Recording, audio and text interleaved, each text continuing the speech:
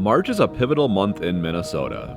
Through the dark, cold, long winter nights, I always tell myself, if I can just get to March. If you make it to March, the worst of winter is typically behind you, and the days are getting warmer and longer. And, most importantly, it's the return of Milky Way Core season. Welcome to the first Explore Everyday Milky Way photography adventure in 2026. Just days before, we lived through 12 inches of snow and temperatures below zero. But as March is in Minnesota, the snow quickly melted and the forecast was for clear skies. I packed my camera gear, winter clothes, sleeping bag, and of course, snacks. I set the course for northwest Wisconsin, about an hour and a half north of the Twin Cities, to a warm cabin where I plan to get a few winks of sleep. I had a busy night planned, starting with a sunset and then move on to a 1.2% waxing crescent moon set, followed by the zodiacal light, maybe some aurora from an active sun, and of course, finish with the Milky Way Core starting at about 3:30 a.m. I had a tight plan. What could possibly go wrong?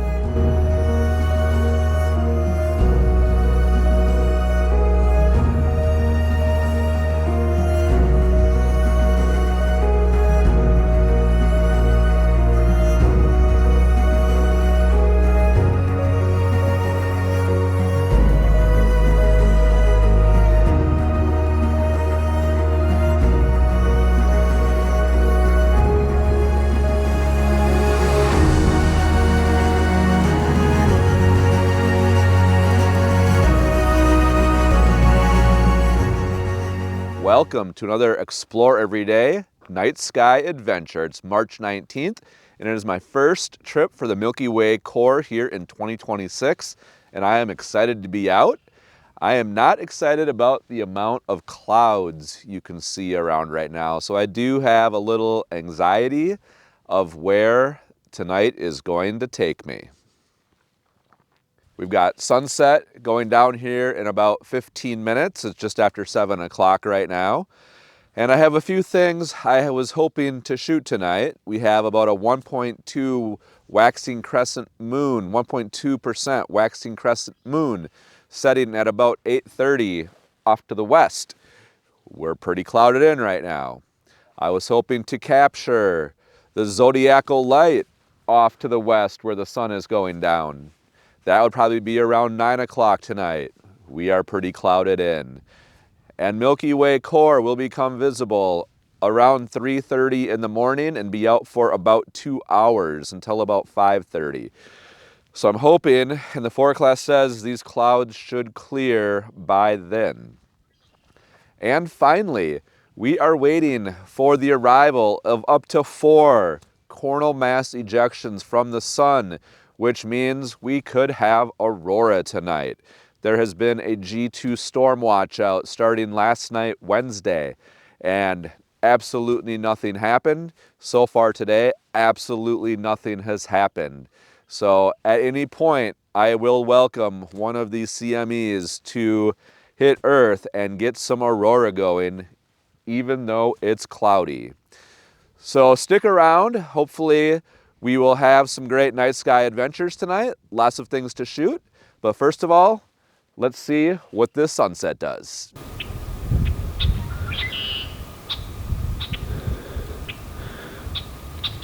One thing I'm gonna have to watch out for tonight as I'm out and about in the dark is mud. All this snow has been melting today. You can see my tire tracks going through here is just pure mud. My shoes are getting dirty, so that is going to be the downside to this early spring Milky Way photography. Right after a big snowstorm, we are going to be dealing with a lot of mud.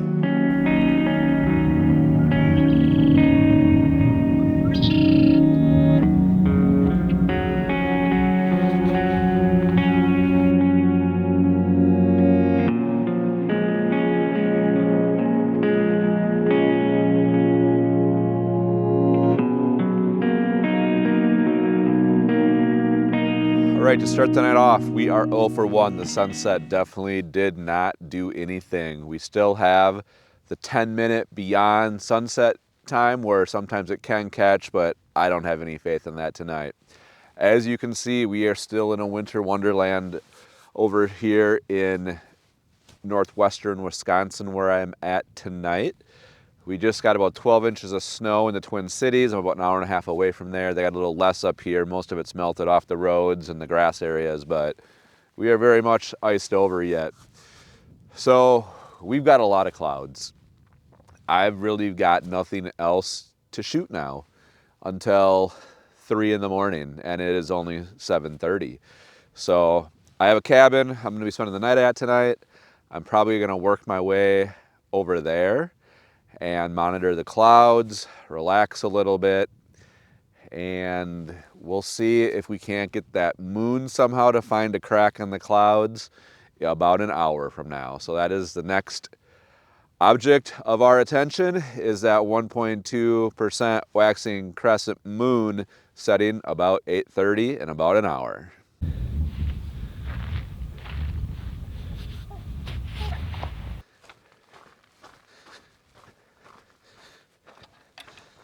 This is why you never give up on a sunset. You can see that one area catching out there. I put my long lens away, grabbing it back out just to get some kind of shot here. I had a very similar shot to this last time I was up here. I gotta get this dialed in very quickly. We got reflections off the water, or off the ice. Getting a quick shot here while that's still going. I actually have a time lapse running from the other night shooting the Aurora. Let's get that turned off.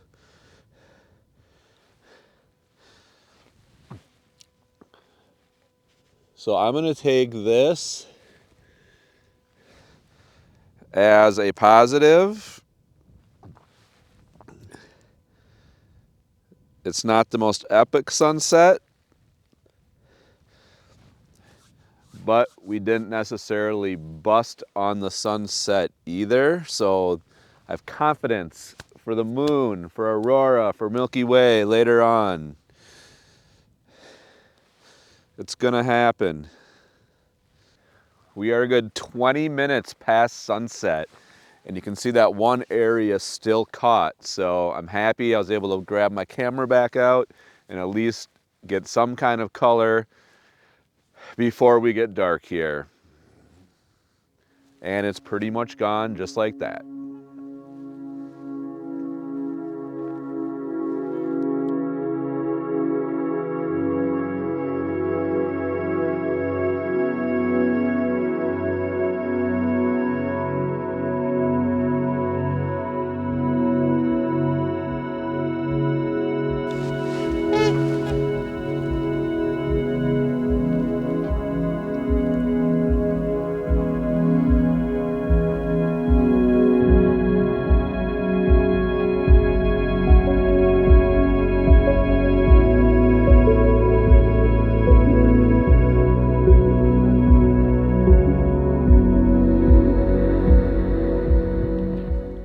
And we got some swans.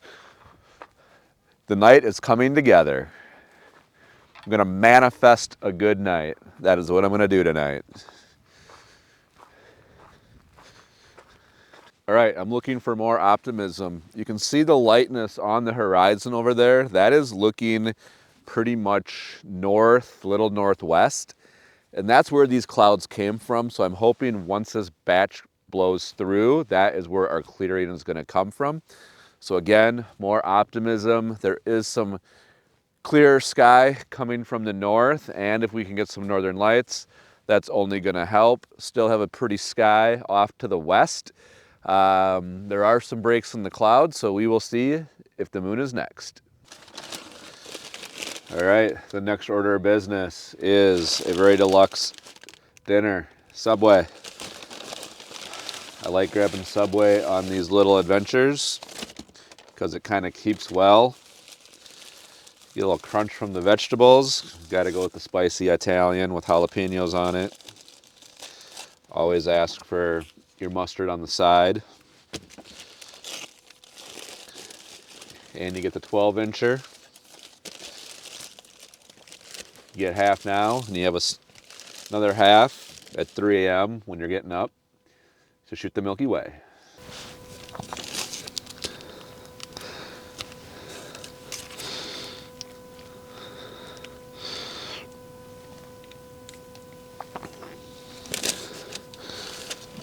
There's definitely worse ways to spend the remaining moments of daylight here before we get real dark.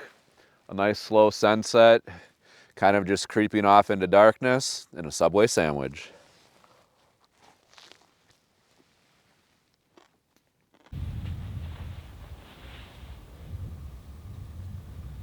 All right, we do have one object out in the night sky. You can see the bright light out there. That is Venus.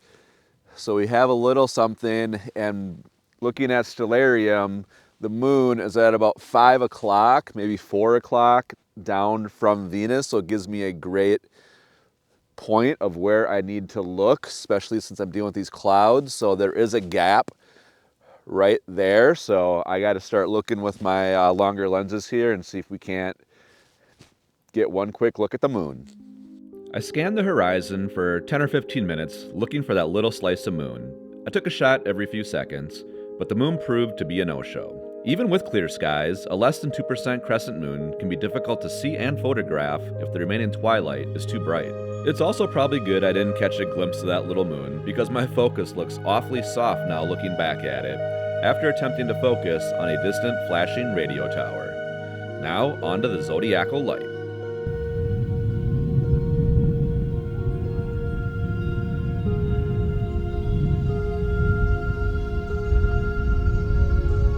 Well, I think my time is about done out here to start the early evening. Been really working this road with the tree off to my left here. And I think I kind of got hints of the zodiacal light, so I'll show that here in a bit. You got the clouds, quite a bit of light pollution, but I think you can see that zodiacal light kind of coming up through the clouds. It's just a little bit different looking. I do have Orion kind of off to the west, so I've taken a couple pictures of that, again with the clouds and the light pollution. And then you have Pleiades star cluster also in my more western shots. If it wasn't as cloudy as it is, the winter Milky Way would be off to the northwest as well. So with that, I'm going to wrap up the evening portion and go back to the cabin, maybe set up some time lapses, just to do something while I'm sleeping. Alarm's gonna go off around 2:45, and hopefully, fingers crossed, we are looking out the window and seeing a lot of stars.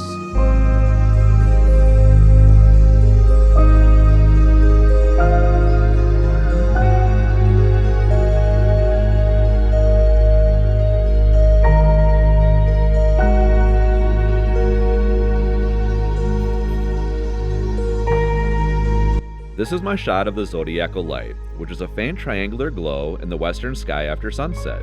It's caused by sunlight reflecting off dust particles in space and peaks in intensity around the spring and fall equinoxes. Here I believe it's the brighter light shining through the patch of clouds straight up from the end of the road. I'm claiming this as success number 2 of the night. Now, off to the cabin.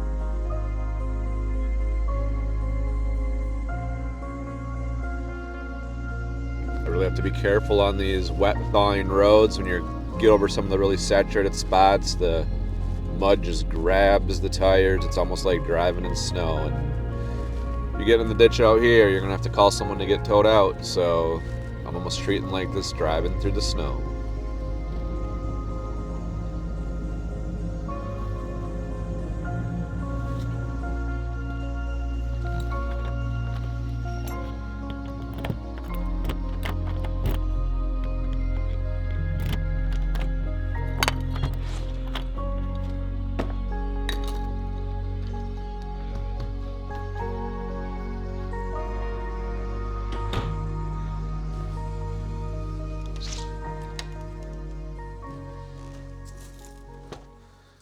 All right, I'm all settled in at the cabin now. It's about 9:30. I am going to set up a time lapse. We have nice clear skies above us now, so I think the clouds are dissipating. I'm gonna set up a time lapse here on the property and basically just straight it up and catch the tops of the trees and have those stars going by while I'm sleeping. I already got my tripod extended from earlier. It's nice when you have the Tahoe, you don't have to collapse them every time. I'm gonna go with the Nikon with the 20mm on it. Keep it nice and mobile. I do have dew heaters with. There is enough breeze out here that I don't know if I'm gonna need them. I don't know why I'm so hesitant to put dew heaters on my lenses. It just seems like so much more work. All right, I think I got my composition set up. It's nothing complicated, basically shooting straight up, trying to frame in the sky with some of the treetops. I am shooting this at f2.8, 15-second exposures at ISO 1250. So I'm just gonna set this, let it run while I go to sleep. I do have the dew heater on here, and I think the reason I don't like using dew heaters is I feel like I get my focus, I get everything set up, and you put the dew heater on last, and I don't trust the focus, so I have to go back and redo the whole thing. So that is why I don't like using them, but I have it on here. I'm getting tired. It's probably going on to 10 o'clock right now, so I'm gonna set this and let this shoot while I sleep. Alarm's gonna go off at 2:45. We can be out of the cabin by 3:05, and Milky Way Core will be about 3:30. Getting excited, nice clear skies. We'll see you in a few hours.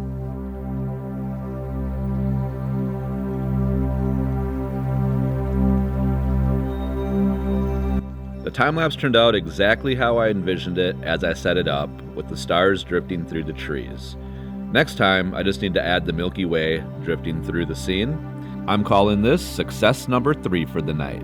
But those thin clouds drifting through the sky, that's some foreshadowing for 3 a.m. sky.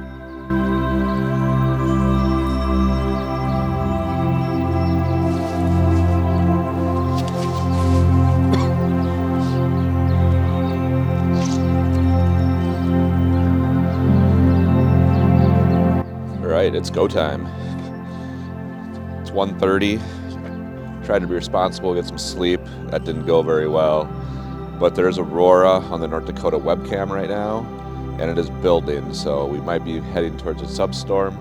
I've tried taking a few shots from the cabin here. Can't definitively say I've seen anything, but I gotta get out of the woods and go get some open spaces. So let's load up and go see if we can find some Aurora.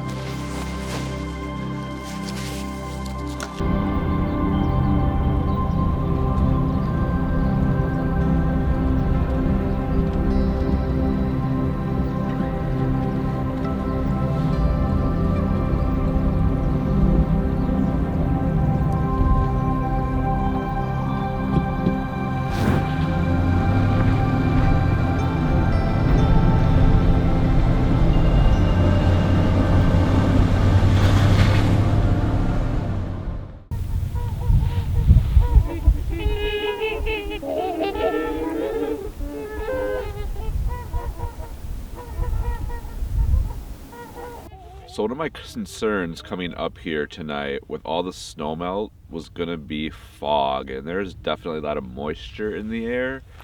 As I'm trying to do test shots for the Aurora, the sky is pretty much orange, and that is just from all the fog and moisture in the air. I think I can see some green mixed in there, but we would definitely have to get a pretty good substorm to really say that the Aurora is out. And this is also going to be an issue for the Milky Way. And I knew this was going to be a risk coming up when we just had 6 inches of snow 3 days ago. It's all melted in the last 2 days. All that moisture just goes up into the air and adds a lot of humidity and fog and noise. So we're going to have some challenges tonight. There's a little breeze, so that is going to help keep the fog moving and not let it really just set in these lower areas. There's tons of water around here and frozen swamps and thawing swamps, so I think we're going to get little patches of clearness. I mean, it is perfectly clear out. I can see the stars perfectly, no clouds, but the fog is going to be a challenge we're going to have to navigate.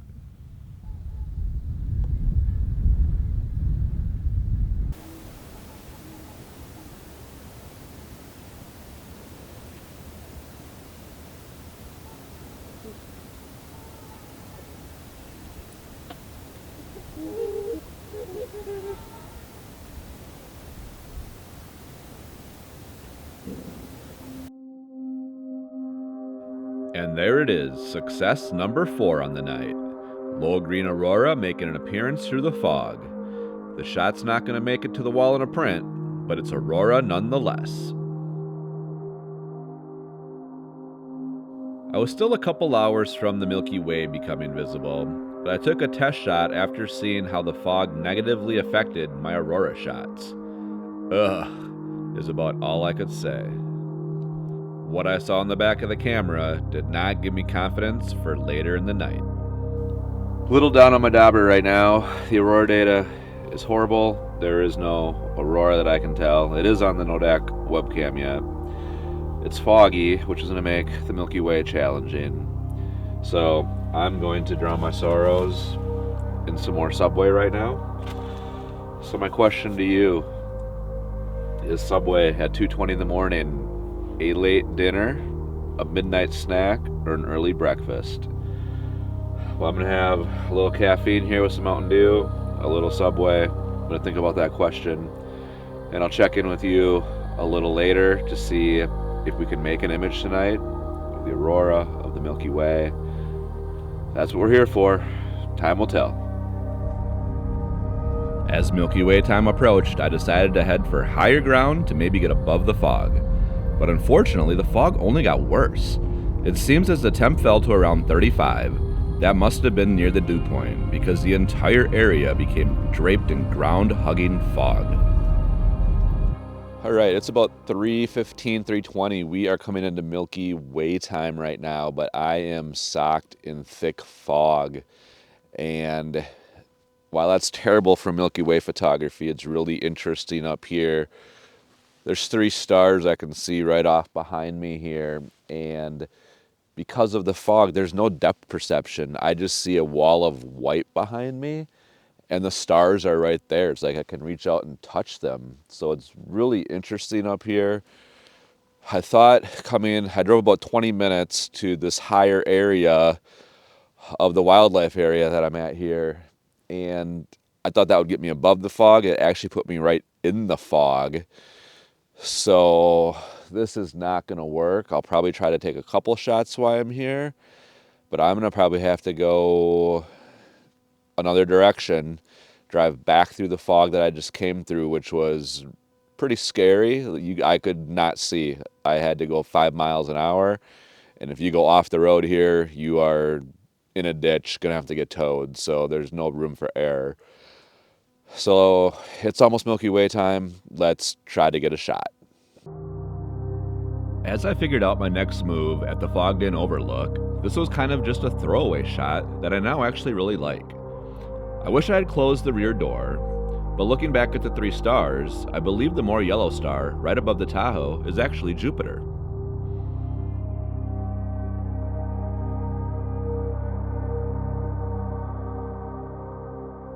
This is my test shot facing southeast from the same overlook, and there's no definition in the Milky Way. Normally, the Milky Way is naked eye visible at this location. Time to move. I literally couldn't drive any faster than 5 or 10 miles an hour anywhere I went. The fog not only limited visibility, it was very disorientating. It was like time moves at a different pace. There are no reference points out the window other than white fog. It was like driving through a portal. I also wouldn't be able to see deer on the road until the last second, so I just crept down the road looking for any kind of break in the fog to shoot the Milky Way.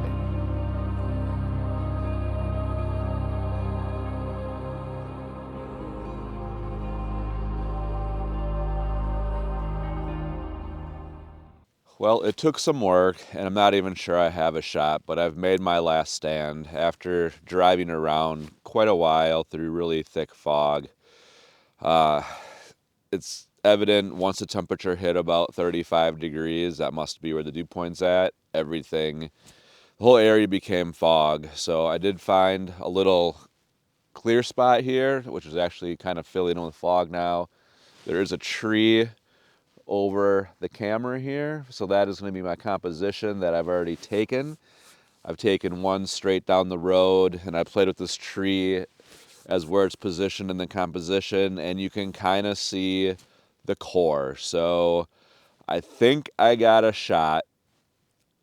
Won't know for sure till I see it on the computer, but not a complete failure. So about 5 o'clock right now, there's just too much fog. I mean, you can see my breath, everything is just turning to fog right away. So I'm gonna wrap it up for the night. If I was really motivated, I would get up in about 2 hours with the drone, and there'll be probably an epic sunrise out here with a fog inversion. I am not setting an alarm. If I wake up, maybe I'll do that. But this is probably the wrap. First Milky Way Core trip of the season. Thank you so much for watching this Explore Everyday Night Sky adventure.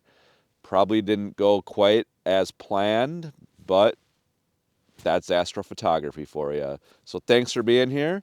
There'll be more astrophotography videos coming up this spring and summer.